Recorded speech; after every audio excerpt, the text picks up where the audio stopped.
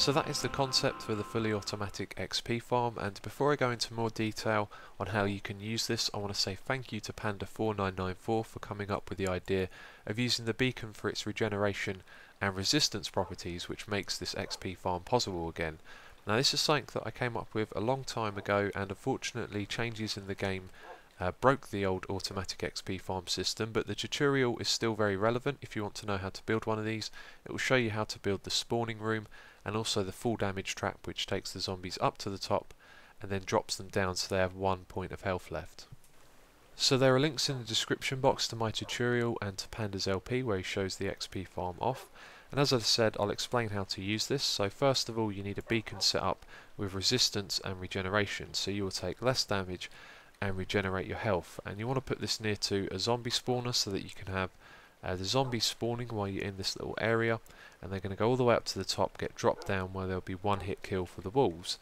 Now when the zombies make their way over to you and attack you, that's when the wolves will then attack the zombies and one hit kill them, and then they'll drop XP which you can pick up. So that is the basic concept in a nutshell, but there are a lot more variables involved. So there are different ways that you can use this farm, and it does involve those variables which are what difficulty you're playing on. There's hard, medium and easy.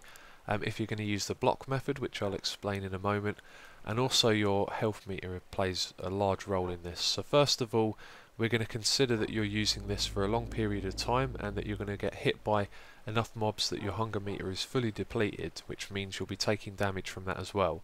So if you're going to use it for that amount of time, you cannot use this on hard mode. You'll end up dying at some point.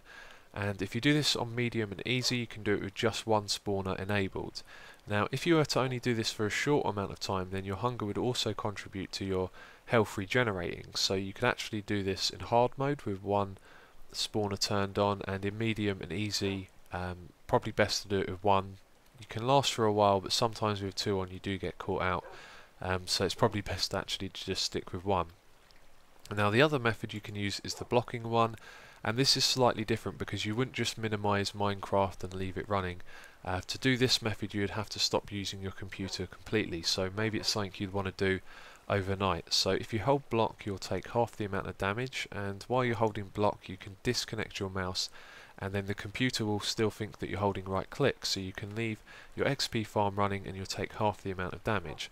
Now this means that in hard mode you can turn one spawner on, and in medium and easy you can turn on two.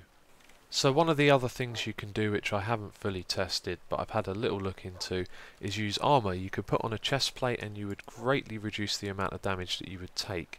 But for every time a mob attacks you, your your durability on your chest plate is going to go down by 1. So this means you can only use it for a limited amount of time, but that might be ideal for some.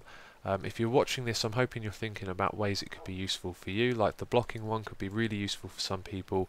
They just want to leave it running overnight, but for most it probably wouldn't be. But maybe one like the armor would be. If you had an iron farm, you had some cheap disposable iron to use, you could put on a chest plate and leave it running for half an hour and come back, and then you've got yourself a whole bunch of XP. So that is about all I can tell you about this really. It takes a lot of testing to figure out, so there is a download link if you want to check out this map. You can try some testing yourself, put some armor on, figure out how long you can use this for, and hopefully many of you will like this idea and be able to use it in your own worlds. But other than that, thank you for watching, and I will catch you next time.